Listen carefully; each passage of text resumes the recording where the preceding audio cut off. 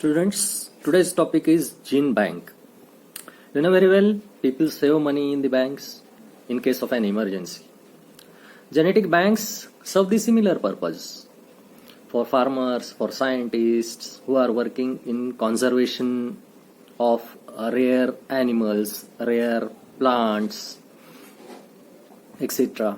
Researchers or farmers can withdraw their samples that they have preserved in these banks or gene banks, which could help them to rebuild the population of the rare plants or rare animals or animal varieties or animal breeds, or it could help in increasing the genetic diversity within the species in future. The gene banks also preserve the cells or the organisms that host unusual gene variants. Genes having special traits can be preserved for future use. Those genes might later prove very useful when some disease epidemic strikes, when the climate changes, or when the other factors threaten the survival of these plants or animals or microorganisms also. The farmers could use the banked deposits that are stored in the form of cells or tissues or DNAs to restore the genetic diversity or to introduce traits from other breeds or varieties.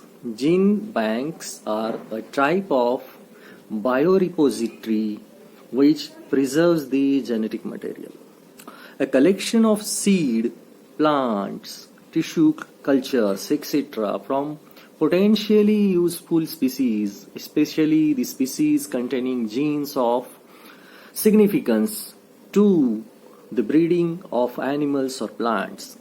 In plants, this could be done by just freezing the cuts from the plants or stocking the seeds. With corals, fragments are taken which are stored in water tanks under controlled conditions. Plant genetic material in a gene bank is preserved at minus 196 degrees Celsius in liquid nitrogen as a mature seeds which could be dry or as a tissues which are meristems. In plants, it is possible to unfreeze the material and propagate it.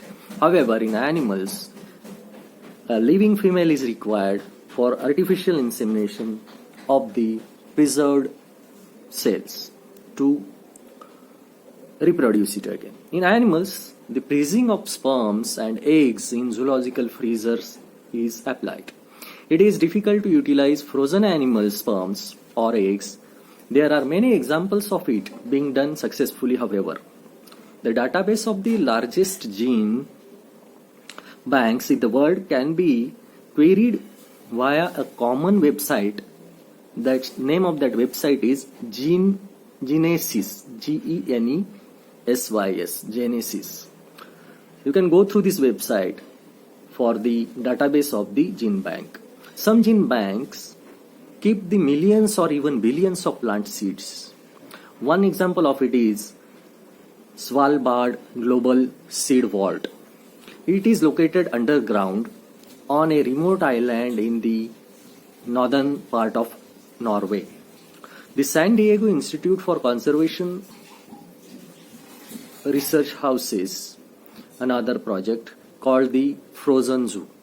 Its collection includes the cells from thousands of birds, reptiles, mammals, amphibians, and fish.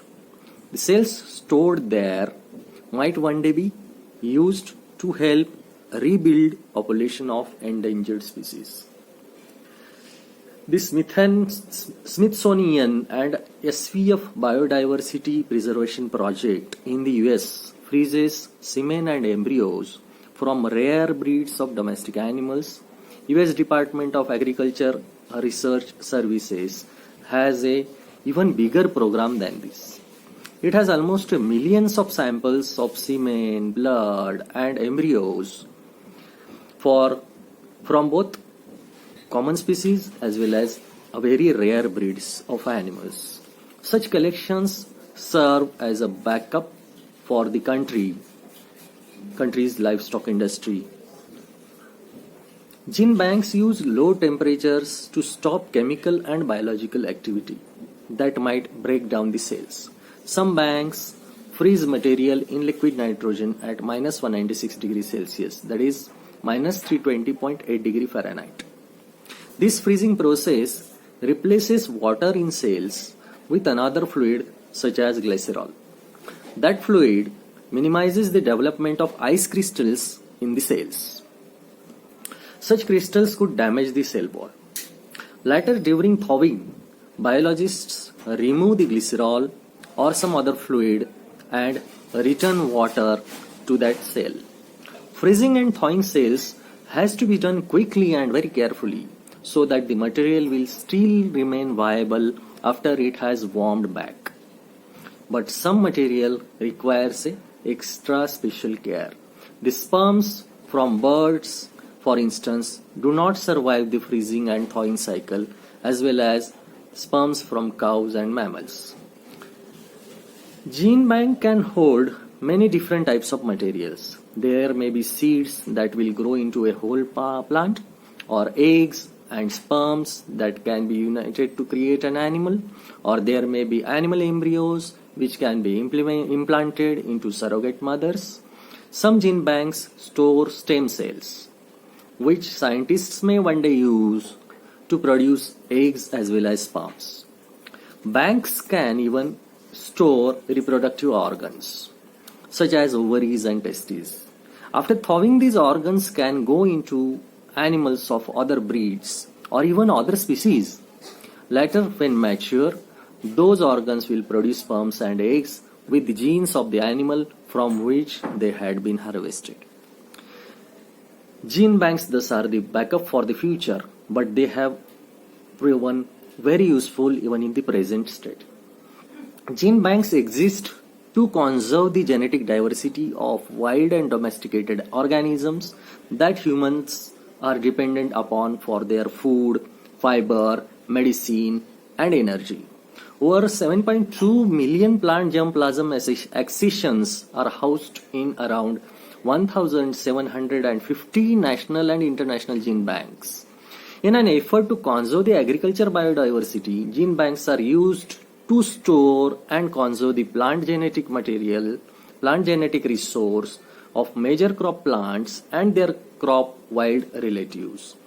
There are many gene banks all over the world, with the Svalbard Global Seed Vault being probably the most famous one.